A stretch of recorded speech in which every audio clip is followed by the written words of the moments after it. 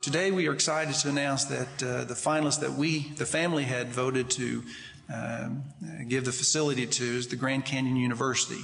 And Steve Green, president of the Hobby Lobby arts and crafts chain, was all smiles when he announced his family's gift of this historic New England campus to Grand Canyon University.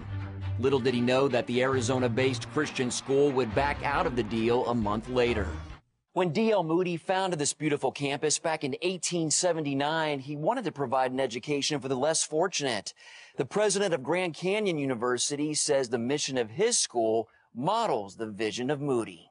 While Dr. Brian Mueller thought the campus was a good fit for his school, unexpected expenses and conflicts with Northfield city leaders led Grand Canyon to return the gift.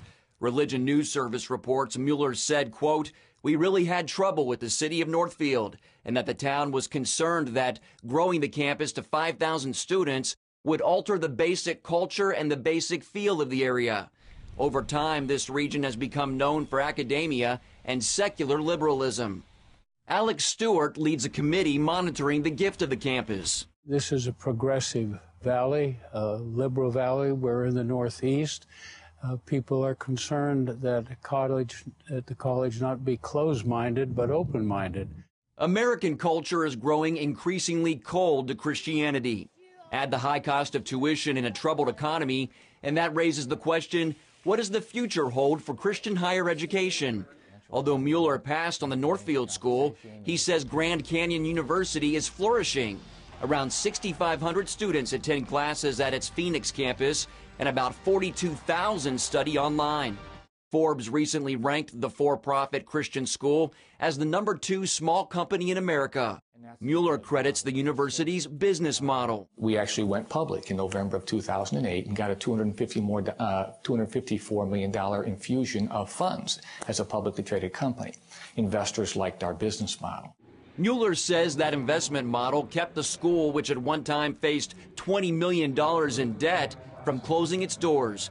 Going public also has kept tuition down. The average student at our traditional ground campus in Arizona only pays $7,800 for tuition after academic scholarships, which is less than they pay at a state university. Well, I think there's no question that higher education has to solve the tuition riddle, and no one's done it perfectly, and I think Grand Canyon has given us a solution. I think it's certainly one really good approach. Regent University President Dr. Carlos Campo is optimistic about Christian higher education and points to the condition of secular schools as one indicator.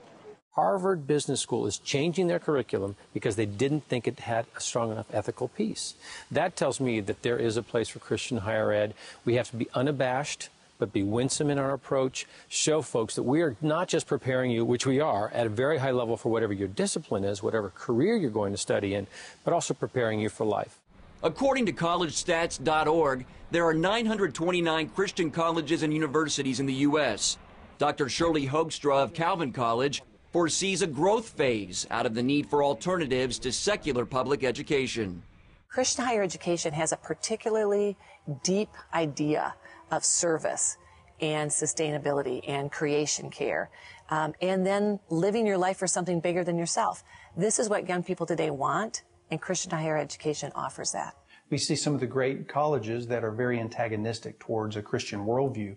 And so I believe that there is a great need in our country to have the Christian education that is friendly to the Christian biblical worldview. The Green family hopes the Moody campus will help fill that need sooner rather than later, but they acknowledge finding the right recipient could take some time. Mark Martin, CBN News, Northfield, Massachusetts.